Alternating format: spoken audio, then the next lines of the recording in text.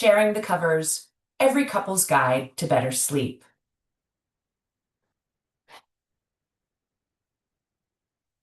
And before we dive into tonight's exploration of couples and sleep, let me share a bit about how I got here. I've spent the last 20 years of my waking life thinking about, researching, and yes, even losing a little sleep over the mysteries of how couples share a bed. Tonight, I'm thrilled to pull back the covers, both literally and figuratively, on what my research and that of others reveals about the fascinating science and real-world experience of sharing a bed. This is something nearly every couple experiences, yet few talk honestly about: the lived reality of sleeping together. And by that, I mean literally sharing a bed, not the other meaning of sleeping together or having sex. Though these days, with 1 in 3 adults regularly sleep deprived and having a good night's sleep becoming something of a holy grail, it's no wonder many people are saying sleep is the new sex. Or perhaps more accurately, great sleep is the new great sex, just as elusive and just as craved. Everyone's talking about it, wishing they had more of it, comparing their sleep trackers, and probably feeling a little envious of those around us who seem to be getting more of it than we are. Well, if great sleep is the new great sex, why do we know so little about what it actually means to sleep together? Let's be honest, in a couple's life, sex occupies a relatively small percentage of time spent in bed. There's lots of talk about the challenges of building and maintaining a satisfying sex life, but for many, the real challenge is building and maintaining a satisfying sleep life together. Consider this. On average, as humans, we spend about 1/3 of our lives asleep. That means a person who lives to be 75 years old will spend roughly 25 years, or 9,125 days of her life, asleep. Studies show that about 2/3 of adults regularly share a bed with a partner. That means couples around the globe share thousands and thousands of nights together, each one potentially an epic tangle of blanket battles, temperature wars, and snoring showdowns. Perhaps not surprisingly, about 25% of couples say their relationship suffers because of their own or their partner's sleep problems. In fact, growing numbers of couples are choosing to sleep apart. Among those, for instance, building high-end custom homes, dual master suites or separate bedrooms are now becoming a status symbol among those who can afford them. Despite this massive portion of shared time together and the many reasons for sleep struggles to emerge among couples, until recently, our understanding of how couples actually sleep together has been shaped almost entirely by cultural myths, societal expectations, and the occasional romantic comedy. In fact, the very notion of the marital bed as a symbol of unity is a relatively modern invention, not a biological necessity, nor one necessarily backed by science. Until recently, almost all sleep science considered sleep as an individual sport. All those famous breakthroughs about sleep's importance, they mostly came from studying people alone in laboratories under tightly controlled conditions, free from disruptions and social influences. Clean data for sure, but not real life. Real sleep doesn't happen in a vacuum.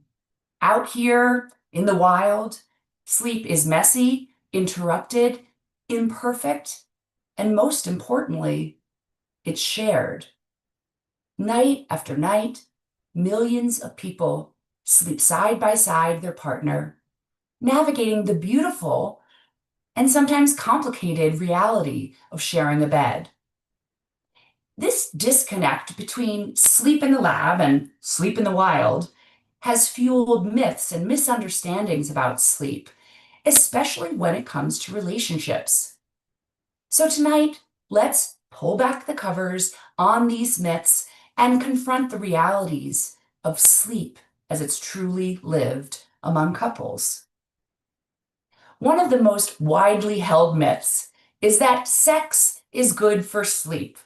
I'm wondering how many of you currently watching this believe this one to be true. The reality is, the evidence, at least in humans, is somewhat limited and mixed. However, we do know for lab rats, at least, that sex can promote sleep. And there are several reasons to believe it could have similar effects on humans. First, we know that sex and even small gestures of affection, like holding hands together or cuddling, can trigger the release of the hormone oxytocin, the so-called love hormone. This chemical boosts feelings of safety, security, and relaxation, all of which could help with sleep. Now, perhaps the greatest reason sex could be good for sleep is that when couples are having sex, they're not doing other things like doom scrolling, answering work emails, or binge watching Netflix on their own independent iPad, all of which are known to disrupt sleep and not so good for the relationship either. On the flip side, there's actually strong evidence that sleep is good for our sex lives. A University of Michigan study, for instance, found among women that a 1 hour increase in her sleep duration led to a 14% increase in sexual desire the next day. Skimping on sleep has the opposite effect.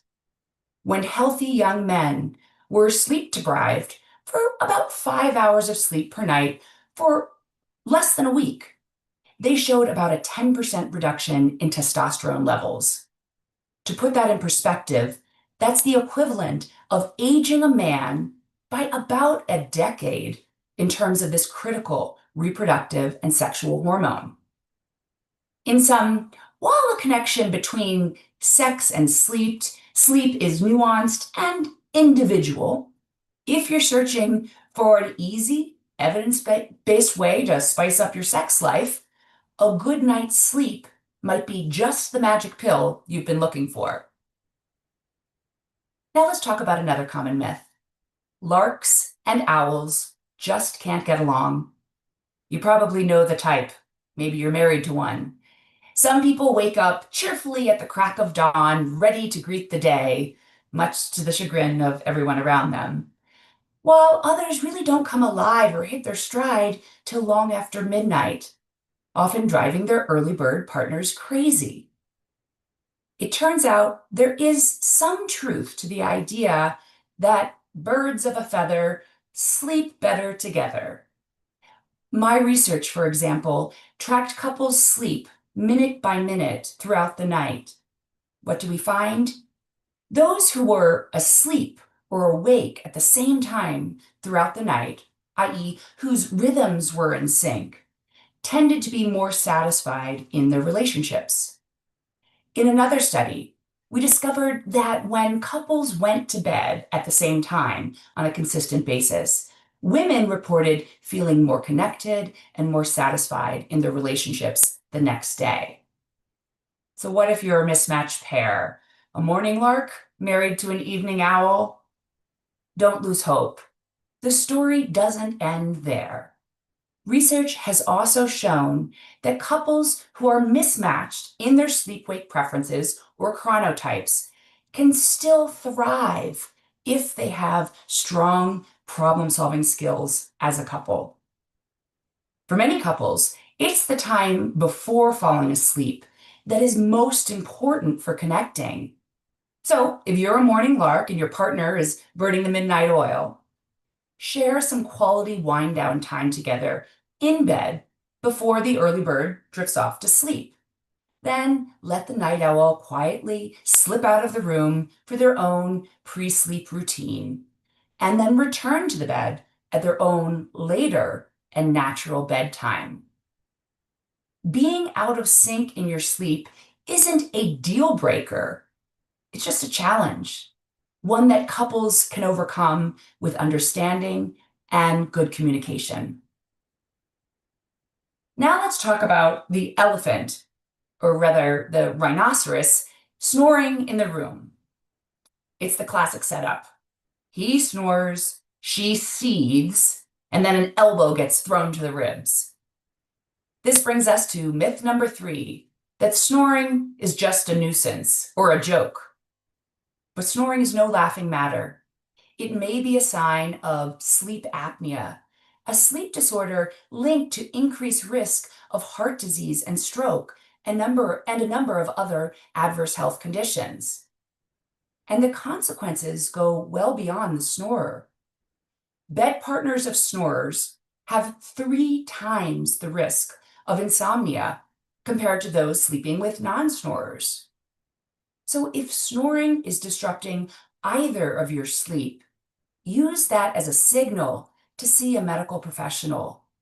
Your relationship, your health, and your partner will thank you. Finally, let's debunk the sleep divorce equals real divorce myth. The idea that choosing to sleep apart is a sure sign your relationship is falling apart. This one runs deep. We see it everywhere in the media. And people ask me all the time, as the expert in this space, if my partner and I don't share a bed, does that mean our relationship is on the rocks? The very term sleep divorce, a term I hate, by the way, only piles on the judgment, making it sound like separate beds are the first step down a slippery slope to an actual breakup. But here's the truth. Sleeping apart does not mean your marriage or relationship is loveless, sexless, or doomed. Research actually shows that the link between couples' sleeping arrangements and relationship health is far more complex. In fact, when researchers use wearable sleep trackers to measure sleep, most people sleep a bit worse when sharing a bed compared to when sleeping alone. But, and this is crucial, if you ask those same people, what do you prefer, to sleep with your partner or to sleep alone? Most people will say they'd rather sleep with their partner. Why? Probably because sleep is a vulnerable state, and there's a deep psychological comfort in knowing someone you trust and love is nearby physically. For many people, not all, the feeling of safety, the sense of connection of sleeping together can often outweigh any minor disruptions in sleep. But that doesn't mean it's the right choice for every couple. After 2 decades of researching couples and sleep and literally writing the book on it, here's what I know for certain. There is no one-size-fits-all sleeping strategy for all couples.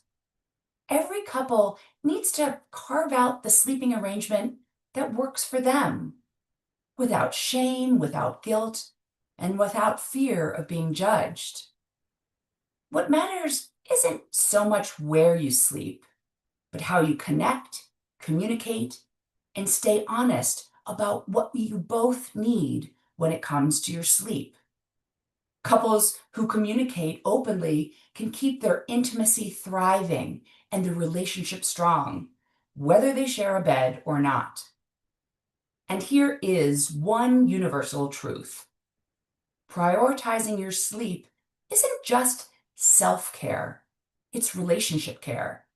The science is absolutely clear on this. When you get the rest you need, you're a better partner. You're happier, healthier, a better communicator, less prone and less reactive to conflict. you're even more in tune with your partner's emotions. With that in mind, I want to share with you my top 3 sleep tips for navigating the shared sleep experience. First, start by creating your sleep sanctuary. Invest in a mattress and bedding you both love and find comfortable, or that offer individualized preferences.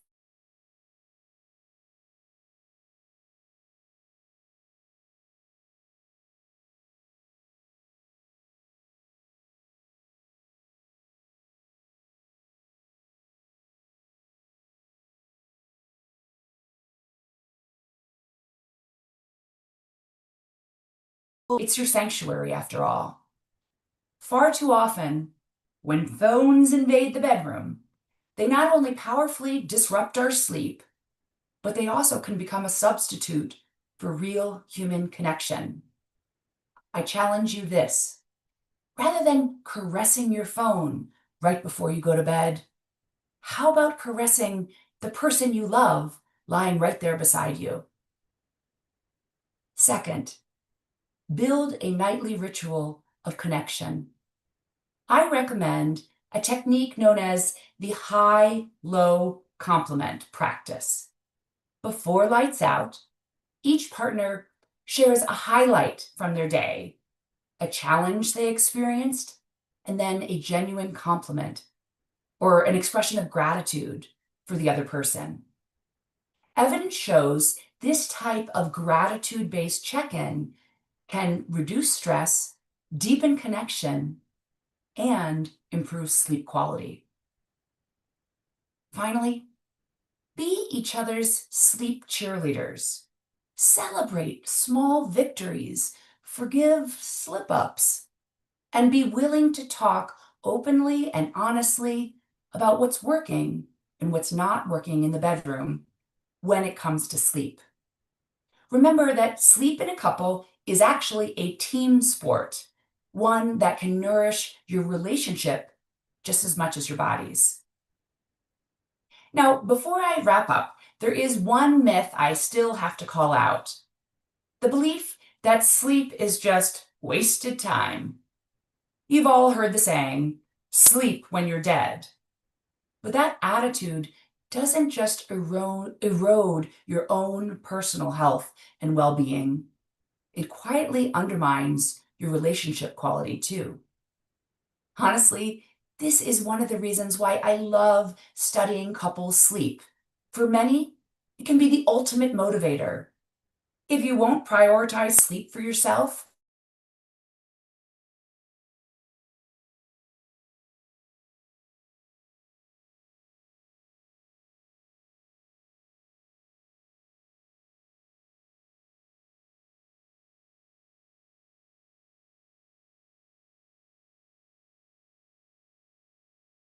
I am going to pull up the questions you've been feeding me in the chat, and you can keep on sending them in. I'll do my best to get to as many as I possibly can. There's a lot of good ones in here, so just give me a moment. Oh, I love this idea. Could sleeping separately become the new marker of a modern, secure relationship? I think this is a really compelling idea, but I again want to avoid the sort of suggestion that we need to be prescriptive about this in any way. I don't think we need a new norm per se. We need couples to find the strategy that's going to work for them. Just because it works for other couples may not mean it works for you. In fact, many couples derive many benefits from sleeping closely together.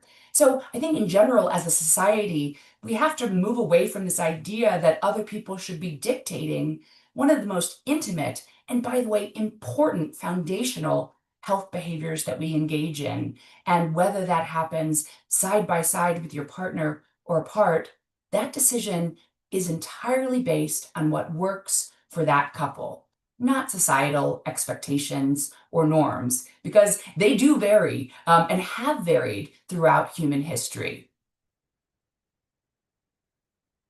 Okay, here's another good one.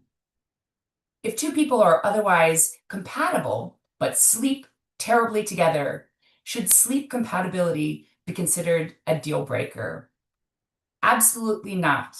And I talk to couples about this all the time. In fact, I was just speaking to a young woman about this who was starting to feel really nervous as she was moving into her boyfriend's apartment. And she had some concerns because she's always been a solo sleeper and really sleeps best when she sleeps alone. First of all, I can tell particularly new couples that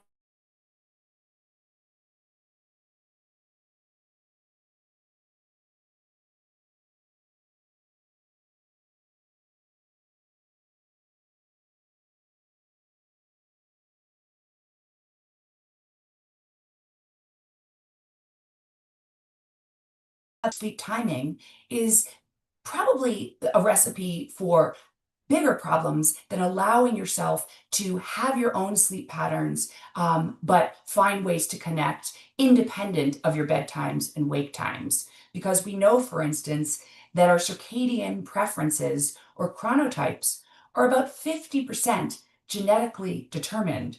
So just because you love someone and you're compatible in other ways doesn't mean that you're automatically going to be compatible in your sleep-wake biology. And just because you love someone doesn't mean you can override that biology.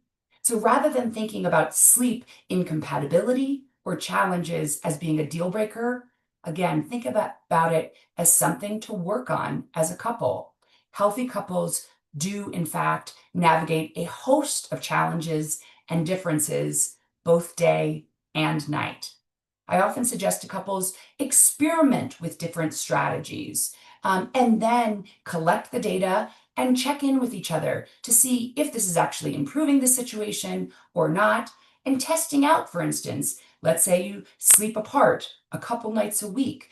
If you're struggling to sleep with your partner, really check in and find out, does this solve the problem? Are we sleeping together when sleeping apart? Or perhaps there's another reason for a sleep issue to be emerging. So trial and error and treating it with an attitude of openness and experimentation rather than a sentence.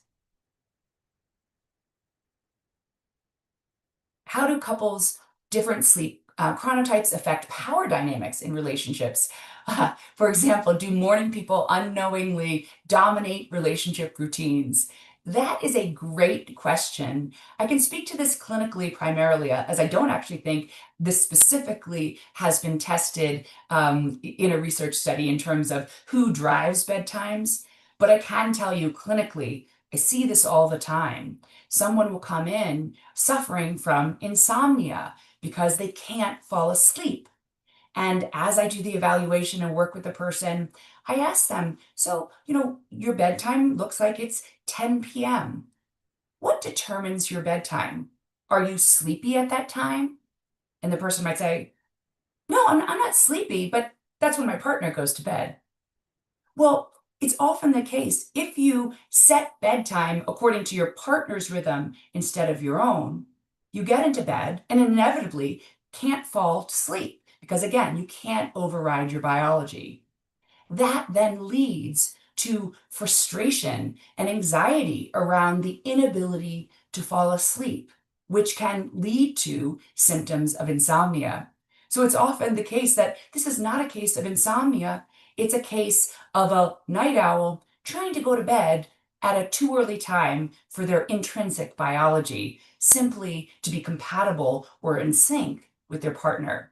And that's where I suggest the strategy of couples finding some quality time together before the early bird goes to sleep so the night owl can quietly drift away and return at their own later natural bedtime, because this really can cause sleep disturbances, particularly in the night owl. Oh, another great question.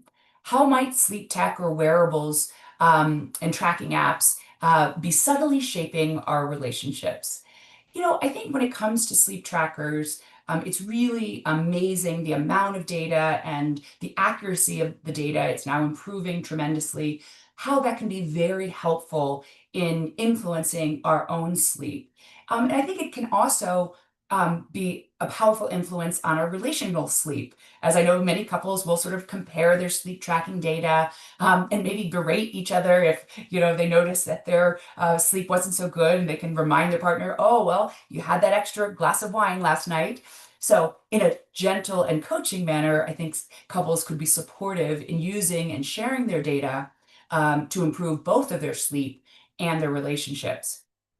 The caution I exercise and I tell people about when using sleep tracking data, whether to inform your own health and well being or your relational health, is to avoid the tendency to obsess about the numbers on any single night, or to use that data to then lead to a pursuit of perfect sleep. There is no such thing. And we're in a stage now where the pendulum has really shifted. I used to have to convince people that sleep matters. And there's some people out there that to still have the attitude that, sleep is wasted time. But for many people, there's now this pendulum shift towards obsessive, monitoring of sleep, worrying about the consequences of not sleeping. That exacerbates anxiety and frustration, which can lead to insomnia. So I say, for whatever reason that you're using a sleep tracker, we really don't want to get too focused on any single night of data. Rather, we want to look at patterns over time. Perhaps couples together could look at patterns in their sleep data over time and even track their closeness or intimacy with their partner. It's a great way to see on a night to day basis how your sleep can impact your relationship. But you really want to do this over time because what's critical about this data is to look at trends over time and how you can make small but significant adjustments to your behavior to improve your sleep, but never putting so much pressure on that you think that sleep perfection is the goal, because that only leads to increased risk of insomnia and more sleep problems.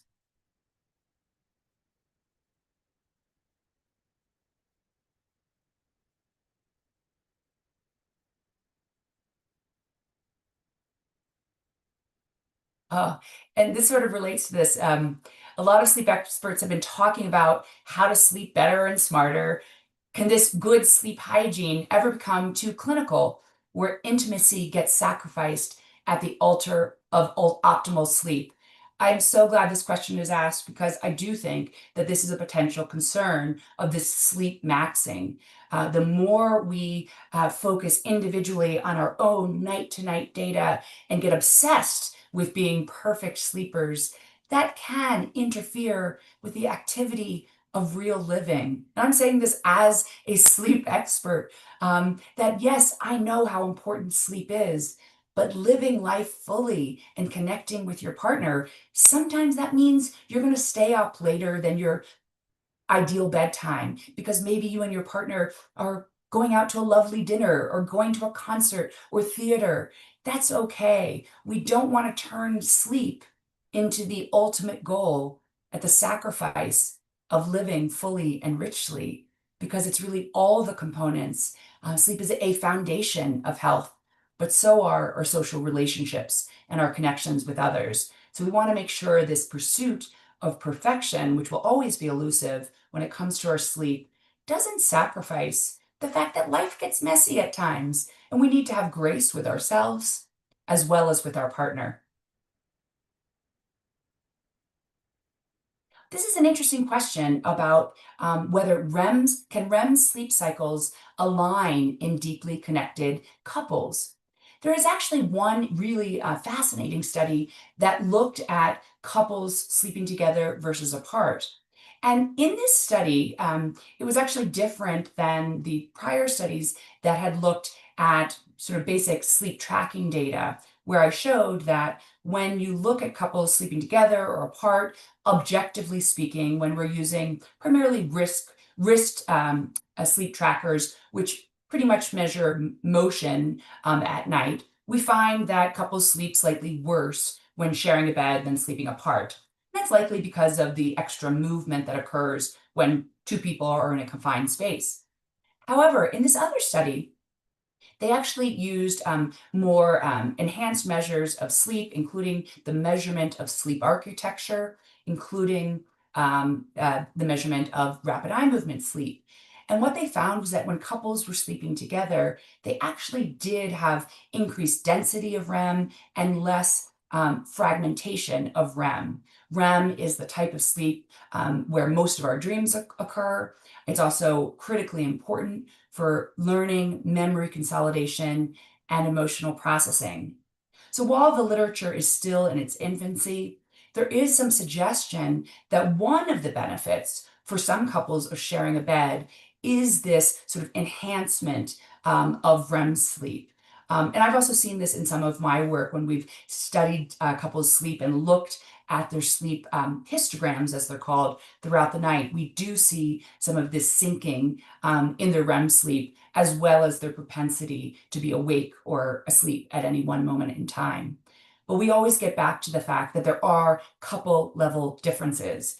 If one partner is keeping the other partner awake all night because of snoring or tossing and turning or different sleep-wake schedules, for instance, then probably those benefits that other couples may derive from sleeping together, just aren't there for them. So that's why, again, we need to be not prescriptive about couples' sleeping arrangements.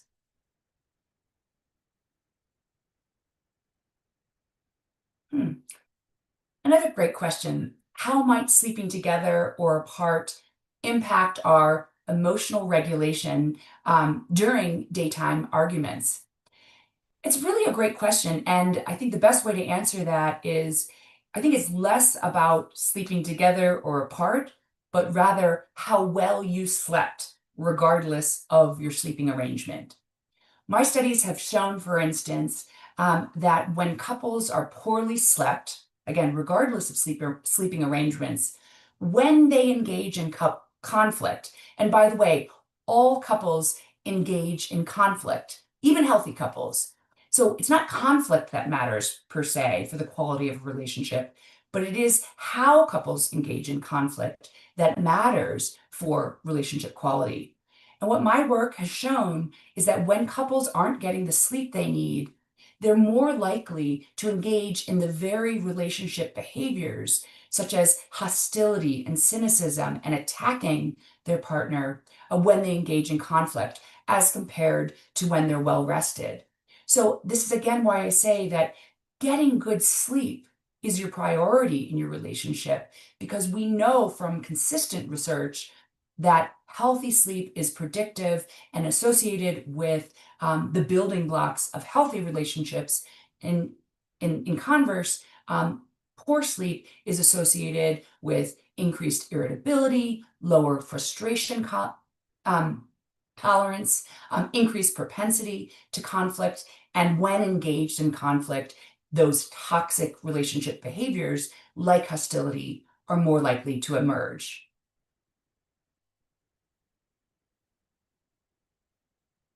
What should couples be asking themselves and each other when deciding whether to share a bed or not?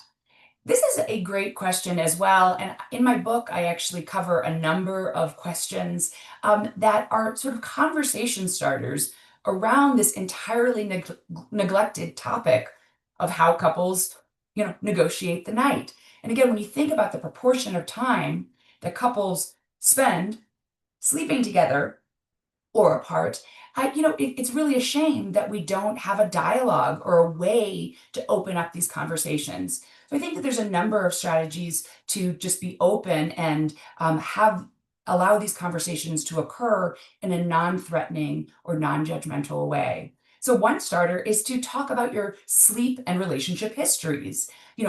Back to your childhood. Some people shared a bed with their sibling or slept in a room with siblings at night. So they may be naturally sort of more comfortable with the sharing the rhythms and the routines of another person. Whereas someone who, had a single room their entire lives, didn't share a room with siblings, they may take longer to adjust to sharing a bed and a bedroom.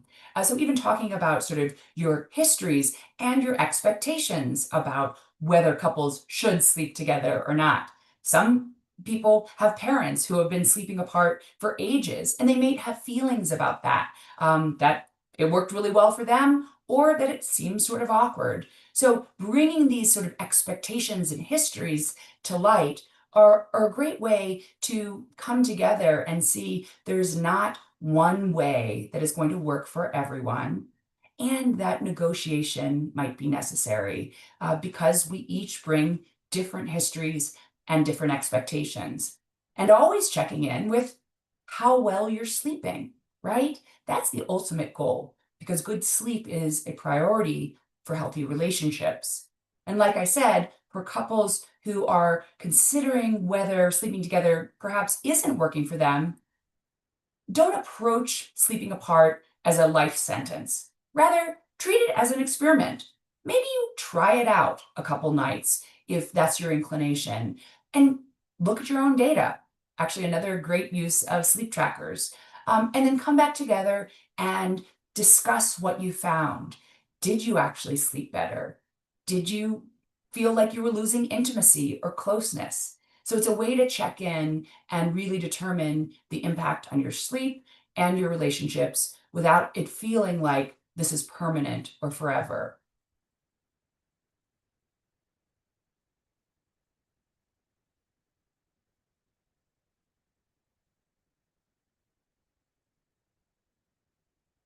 How can couples who sleep apart intentionally create and protect other forms of physical and emotional intimacy to compensate for sleeping apart that might come from sort of spontaneous nighttime connection?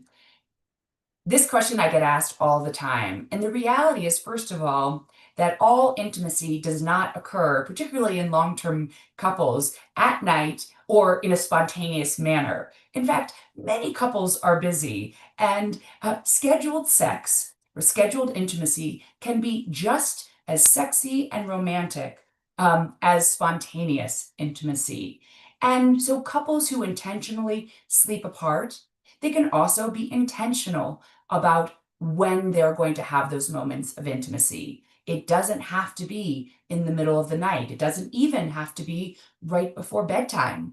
In fact, for the early birds in the audience, often, intimacy right before bedtime is not the opportune time for intimacy because early birds are really tired at night.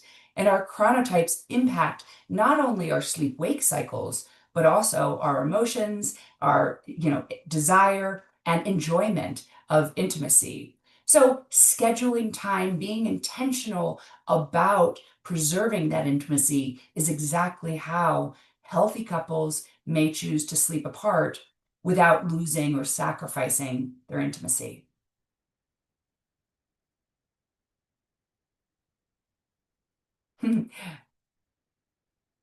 The term sleep divorce itself seems to carry a negative connotation. I agree with that. Do you think that the terminology we use, and here's some good suggestions, sleep separation, sleep sovereignty, might make it more acceptable? Well, I would love for any of these suggestions to hit. I've talked about considering it a sleep alliance among partners, because that's really what you're doing. You're allying, you're coming together to forge an arrangement that works for you and your partner so that you can both thrive and your relationship can thrive. Sadly, even that term hasn't quite stuck as much as the sexy or kind of clickbait term sleep divorce. But I put it out there to all of you. Forge a sleep alliance with your partner, whatever you do, whether sleeping together or apart. Let's see if we can make it stick. So far, I haven't had so much luck, but I'm still hopeful.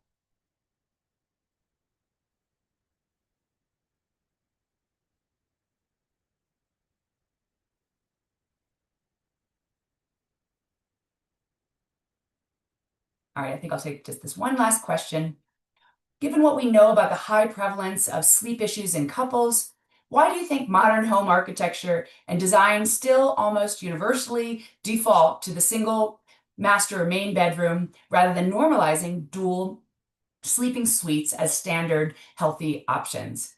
Well, as I mentioned, there is a trend, and somewhat, honestly, resource dependent and space dependent among the building custom high-end homes to have dual master bedrooms. So this trend is sort of pervading architecture and home design, but of course it's resource dependent, and it's very different for a home in the suburbs someplace to be able to have the space for separate bedrooms versus an apartment in a densely populated city. So it's becoming somewhat of a trend even in architecture and design, but it's truly among those who can afford it and with sort of space limitations being a big factor. And in a way, this actually mirrors Western history, at least, where, in the Victorian era, in Western culture, it was, de rigueur, it was the norm, at least among those who could afford it, to sleep apart. And ultimately, as the middle class gained more wealth and resources, they tried to emulate that pattern of sleeping apart. So again, throughout human history, this pendulum has shifted with regard to our norms and expectations of sleeping together versus apart. But yeah, we still have a long way to go. And it's so interesting to think about the many, many ways that sleep affects so many aspects, not only of our own health and functioning, but also how we use space and how space is designed in our world. So with that, I am going to conclude and thank you so much for your time and really insightful and interesting questions. I hope I've answered most of them. And I hope you have a pleasant night's sleep and sweet dreams.